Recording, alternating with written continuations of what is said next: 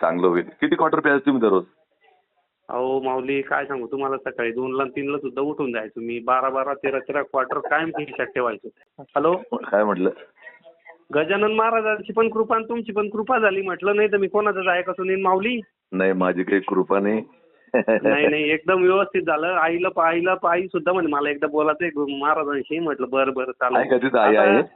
नाही ना, मी जळगावला आलोय गाडी सर्व्हिसिंग करायला. मग ती फोर आता व्हीलर. वास नव्हते का दारू पिण्यावर? नाही नाही, बिलकुल नाही होत माझी. आता सुद्धा मला आपल्या इथलंच एक संदीप पाटील भेटले होते बरं बरं. इथं जळगावला. ते हा. म्हणे काय नाना भाऊ, आपले ते सरांचे भाऊ तुमच्याकडे होते बघा, ते माझ्यासोबतच होते ना. हो हो हो. हा, ते मला भेटले. ते इकडे चालले होते त्यांच्या गावाला. हो का? म्हणजे कुठे आहे म्हटलं, इथं केनच्या शोरूमला आहे. मग आले होते भेटायला. बरं बरं. आता पिऊ नका बरं.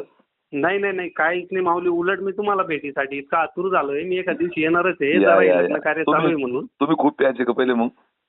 हो भयानक ना. आम्ही सकाळी म्हणजे या 2 वर्षात काय झालं माऊली माझं, हा. हे माझा जॉब गेला एक तर संभाजीनगरचा. बरं. आणि माझे 70-80 लाख रुपये माझा रेतीचा धंदा होता. त्याच्यामध्ये लॉस झाला जरा. समोरच्याने सुसाईड करून घेतलं होतं. बरं.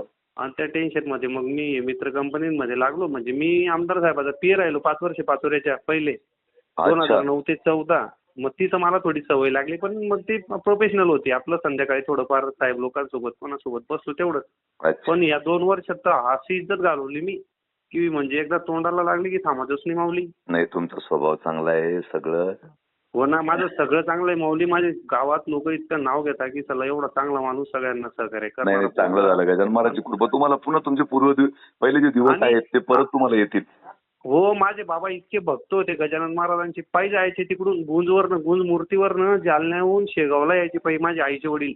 अच्छा. तर ते सुद्धा गजानन महाराजांचे एवढे भक्त होते भयानक. अजून सुद्धा गजानन महाराजांची पोथी वगैरे पारायण लावायचे. आता वारले ते. मग आई म्हणते बाबा गजानन महाराजचीच कृपा झाली. नाही, सगळं चांगलं हो, होईल. सगळं एकदम व्यवस्थित आहे माऊली आता. नाही, चांगलं होईल. किती क्वार्टर प्यायचं तुम्ही दररोज?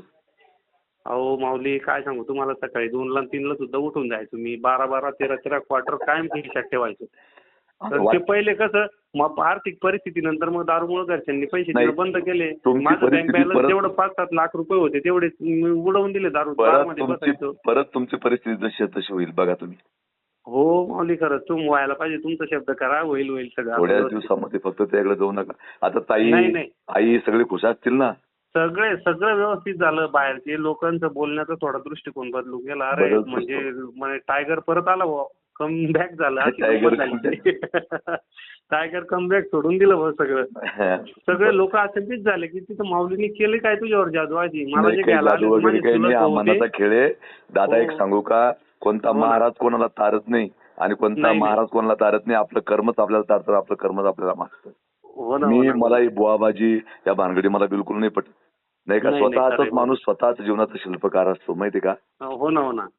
मला इतकं म्हणजे हे झालं की म्हटलं नाही, महाराजांची कृपा अशी होईल ना, तुमचे पुन्हा दिवस येतील या 5 वर्षामध्ये. माझं लिहून घ्या तुम्ही.